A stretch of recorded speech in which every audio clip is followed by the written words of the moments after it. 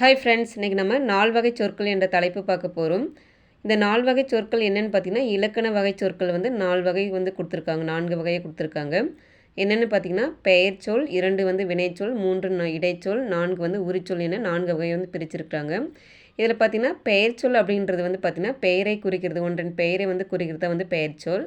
அதில் பார்த்தீங்கன்னா, எடுத்துக்காட்டு பாரதி, பள்ளி, காலை, கண், நன்மை, கால் அந்த மாதிரிலாம் வந்து பெயரை குறிக்கிறது வந்து பெயர்ச்சொல் அப்படின்னு சொல்லியிருக்காங்க. இரண்டாவது பார்த்திங்கன்னா வினைச்சொல். இந்த வினை அப்படிங்கிறது வந்து ஒரு செயலை வந்து செய்கிறத வந்து வினைன்னு சொல்கிறோம். செயலுன்னு சொல்லலாம், வினை அப்படின்னு சொல்லலாம். அதற்கு பார்த்திங்கன்னா இப்போ எடுத்துக்காட்டு பார்த்திங்கன்னா வா, போ, எழுது, விளையாடு அப்படிங்கிறது இந்த வார்த்தை ஃபுல்லாகவே வந்து இந்த வார்த்தை எல்லாமே வந்து வினைச்சொல்லை வந்து குறிக்கும். அடுத்தது இடைச்சொல் அப்படின்னு பார்த்திங்கன்னா ஒரு வார்த்தையில் வந்து அப்படிங்கிற ஒரு வார்த்தை பார்த்திங்கன்னா தந்தையும் தாயும் அண்ணனும் தம்பியும் அந்த மாதிரி என்ற இடைச்சொல் வந்து இது வந்து இடையில தான் வந்து பயன்படுத்த முடியும். முதல்லையே இல்லை கடைசிலேயே வந்து பயன்படுத்த முடியாது. அதே போல் மற்றுங்கிற வார்த்தையை பார்த்திங்கன்னா மற்றொருவர் அப்படிங்கிறத வந்து இடையில் வந்து பயன்படுத்தலாம். ஐ என்ற ஒரு எழுத்து பார்த்திங்கன்னா திருக்குறளை அந்த மாதிரி வந்து இடையில தான் வந்து பயன்படுத்த முடியும். அதனால் இதுக்கு பேர் வந்து இடைச்சொல் அப்படின்னு சொல்லியிருக்காங்க.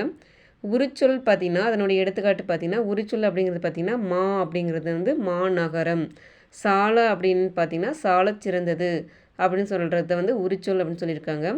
அடுத்து பார்த்திங்கன்னா ஒரு அப்படிங்கிறது பார்த்திங்கன்னா இது ரெண்டு வந்து நம்ம எப்போ வந்து பயன்படுத்தலாம் அப்படின்னு பார்த்திங்கன்னா அப்படிங்கிற வார்த்தை பார்த்திங்கன்னா உயிரெழுத்து தொடங்கும் சொல்லுக்கு முன் வந்து என்னும் எழுத்தை வந்து சொல்லை வந்து பயன்படுத்த வேண்டும்னு சொல்லியிருக்காங்க. அதே போல் அப்படிங்கிற ஒரு வார்த்தையை பார்த்திங்கன்னா உயிர்மை எழுத்து வந்து தொடங்கும் சொல்லுக்கு முன்னாடி வந்து என்ற சொல்லை வந்து பயன்படுத்த வேணும்னு சொல்லியிருக்காங்க. இந்த அப்படிங்கிறது வந்து பார்த்திங்கன்னா உயிரெழுத்து நம்ம வந்து தொடங்கும் இல்லையா, அந்த எழுத்துக்கு முன்னாடி வந்து அப்படிங்கிற வார்த்தையை வந்து பயன்படுத்தணும். அதே போல் அப்படிங்கிறது பார்த்திங்கன்னா உயிர்மை எழுத்துக்கள் வந்து வரும்போது வந்து அப்படிங்கிற வார்த்தையை வந்து பயன்படுத்தணும். இப்போ பார்த்திங்கன்னா லாஸ்ட்டில் வந்து 2025 குரூப் 4 வந்து ஒரு கொஷின் கேட்டிருக்காங்க. கூற்று காரணத்தில் வந்து கேட்டிருக்காங்க. ஒரு அணில் மரத்தில் ஏறியது, இது வந்து கூற்று சரியா அப்படின்னு கேட்டிருக்காங்க. அடுத்து பார்த்திங்கன்னா காரணம் அப்படின்னு கேட்டிருக்காங்க. உயிர் எழுத்துக்களில் தொடங்கும் சொற்களுக்கு முன் பயன்படுத்த வேண்டும். இப்போ பார்த்திங்கன்னா உயிர் எழுத்துக்கள் தொடங்கும் சொற்களுக்கு முன்னாடி வந்து என்ற சொல்லை வந்து பயன்படுத்த வேண்டியது சரி. இந்த கூற்று வந்து தவறு. இதில் வந்து எது சரியானது அப்படின்னு பார்த்தீங்கன்னா கூற்று தவறு, காரணம் சரி அப்படிங்கிறது. இப்போ வந்து இங்கே அணில் அப்படிங்கிறது வந்து உயிரெழுத்து வந்துருக்கு இல்லையா, அப்போ தான் வரணும். இது வந்து தவறு, கூற்று வந்து தவறு, காரணம் வந்து சரி.